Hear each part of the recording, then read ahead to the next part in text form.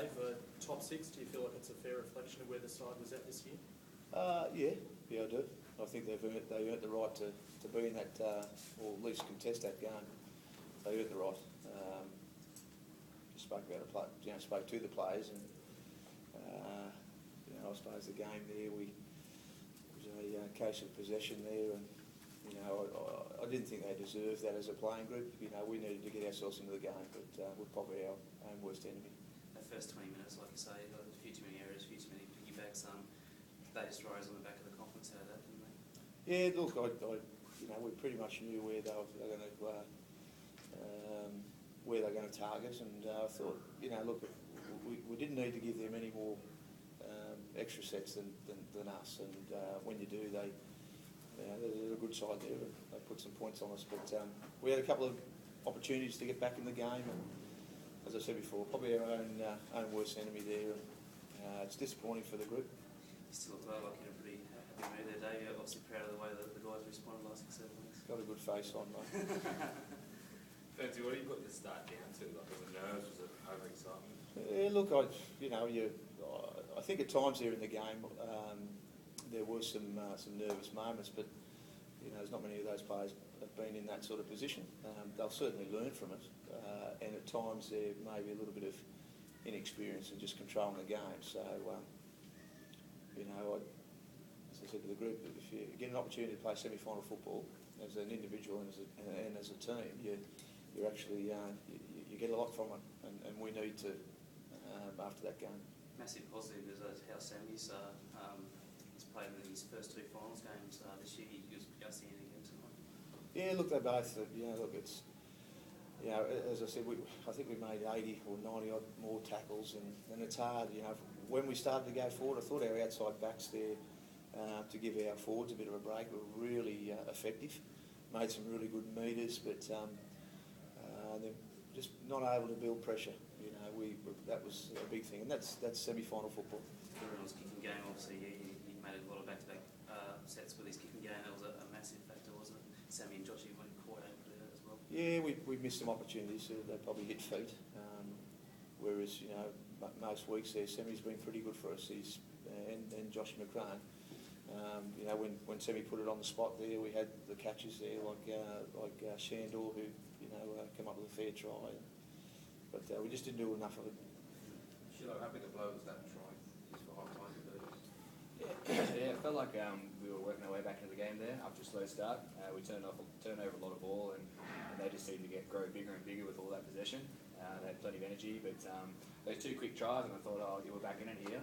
And then obviously, disappointing just before half time. It was very frustrating throughout the whole 80 minutes of when we played well and we held the ball, built pressure, we could score points and pull them apart. But turning over so much ball, we didn't give ourselves much of a chance. Shilo, have you got any thoughts on whether Souths will go any further or what might happen next week? Yeah, I think they're a quality side, and then they just probably knocked off for patches, and we played well, and so if they're going to compete next week, I think it just needs to be 80-minute performance from them, because they've got the Bulldogs, and they're going really good. So, but I'm sure they'll do well. Dave, who wins it from here? The team who holds the ball, I think, to be honest. But no, they're 4 good sides, and they've probably been the 4 most consistent sides. So, look, I know it's early to be looking at it next year, but it must fill you with a lot of confidence to know that a team your side can get this far still without some of its key players. Yeah, look,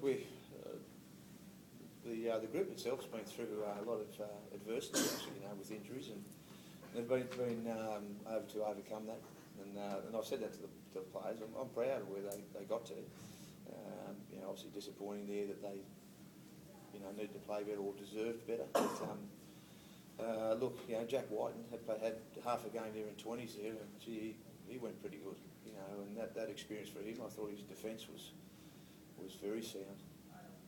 What's it feel like on the boys? Obviously, you're very disappointed, but is there still kind of a sense of pride that you turned it around and came this far? Oh, I think look, we can. You've only got to look at you've got to have a look at the fan base that was here today. That was great. As I said, there was most teams go through that sort of adversity, and I thought for some of the key players that are out, guys that had opportunities there to step up. As mentioned before, I'm proud of the players. Shillo, you guys have been in this position before a couple of years ago. Relatively the same group of players. How do you take that next step? And you got confidence you guys can take that next step? Yeah, plenty of positives I think out of it. And the positives are that a lot of young players matured into good players this year, you know, and very consistent too. We talked about the halves, how much control they have in the team now, and how much great shape they're showing us. And then there's players like Shawnee Fensom and Josh Papali, you know, performing week in, week out. So, you know, if we have a good break here and come back and work hard next year, we've got Whitey and Campo to add to our pack and to our team, and yeah, I think we're setting ourselves up well for next year.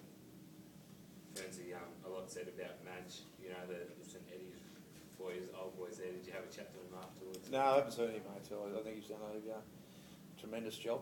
I think there's 3 NRL coaches from St Edmunds, including Rick. So, look, I think he's done a great job. You know, I wish him all the best. Thanks, everyone. Cheers, guys. Yeah.